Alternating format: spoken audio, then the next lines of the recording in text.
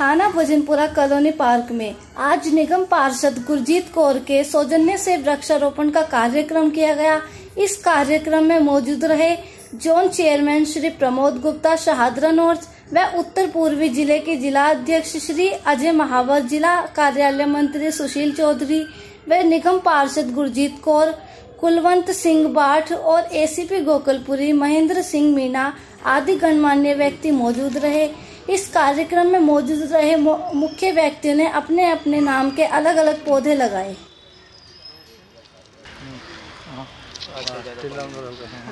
मुस्कुराओ। एक बार इसके साथ हो जाए ना। हाँ। ये देखो इसके साथ।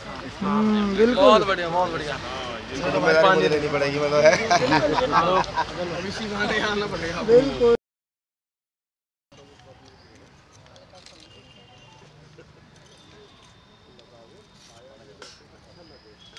हाँ इधर है। हाँ। इधर ऊपर ऊपर देख मियां साहब अगर सूख गया ना तो मीडिया उठा लेगा बात को।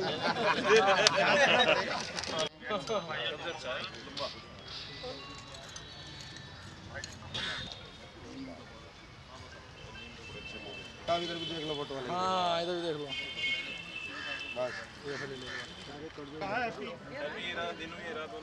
एक पेड़ अपने जीवन में इतना बहुमूल्य होता है, यह यहाँ के लोगों को जानकारी होनी चाहिए। आप अगर हॉस्पिटल में ऑक्सीजन देते हैं सांस के अभाव में, तो एक पेड़ अपने जीवन में 50 लाख रुपए का अप्रॉक्सीमेटली ऑक्सीजन एक प्राणी को देकर जाता है। तो कितना कीमती है एक पेड़, ये समझने की ज़रूरत है। दिल्ली एक गैस चैम्बर में तब्दील हो चुका है। सुप्रीम कोर्ट ने इस पर गंभीर व्याख्या की है और इस गैस चैम्बर में तब्दील होने के बाद दिल्ली को इस पर्यावरण को शुद्ध करने की अति आवश्यकता है, ये हम सब जानते हैं। भजनपुरा थाना क्वार्टर्स के अंदर और थाने के ग्राउंड के अंदर वृक्षारोपण किया गया है। वृक्षारोपण हमारे निगम के द्वारा निरंतर चल रहा है। ये तो आज एक सांकेतिक वृक्षारोपण था, जिसमें यहाँ के समाज के लोगों को, थाने के लोगों को एक अवेयरनेस लानी थी, एक चिंतन करना था। इसके अलावा डेली वृक्षारोपण निगम के द्वारा हजारों की संख्या में विभिन्न स्थानों पर चल रहा है और बहुत बड़ी संख्या में वृक्षारोपण करने का हमने बीड़ा उठाया हुआ है। और जैसा अभी ज्ञात हुआ कि एक वृक्ष आज की अगर कीमत से, सिलेंडर की कीमत से लगाया जाए तो 50-60 लाख रुपए की कीमत का अपने जीवन में ऑक्सीजन देता है, तो कितना बहुमूल्य है।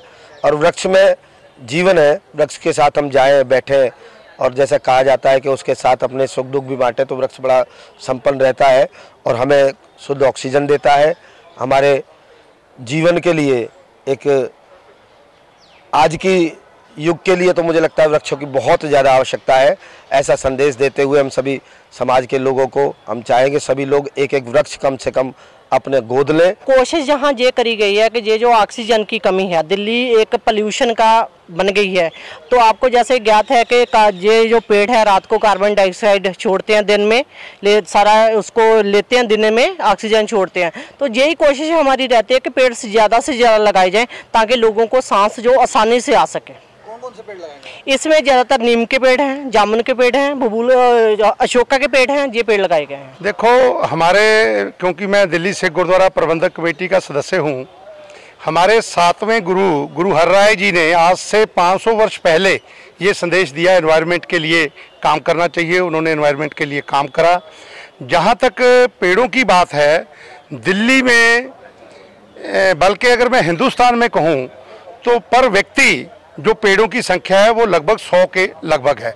जबकि हम विदेशों की बात करते हैं, कनाडा, अमेरिका, इंग्लैंड जैसे देशों में पर व्यक्ति का हिस्से में 4000 पेड़ आता है। तो मैं समझता हूँ कि बहुत बड़ी कमी एक पेड़ों की संख्या को लेकर हिंदुस्तान में पर व्यक्ति के हिसाब से देखी जा रही है।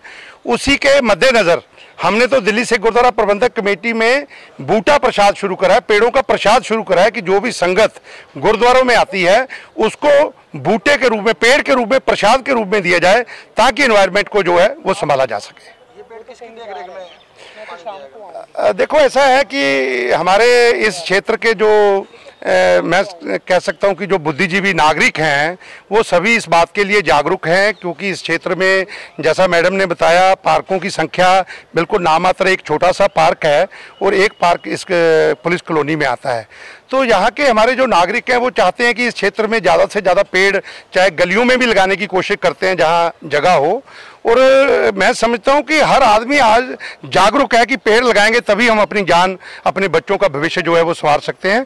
तो इसके लिए हमारे यहाँ के नागरिक भी जिम्मेवार हैं, हम भी जिम्मेवार हैं और पूर्णतः जो हमने काम करा है उसके प्रति हम पूरी देखरेख आने वाले समय में करेंगे।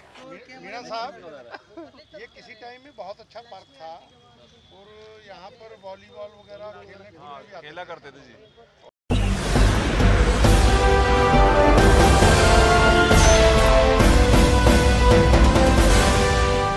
सब्सक्राइब करें।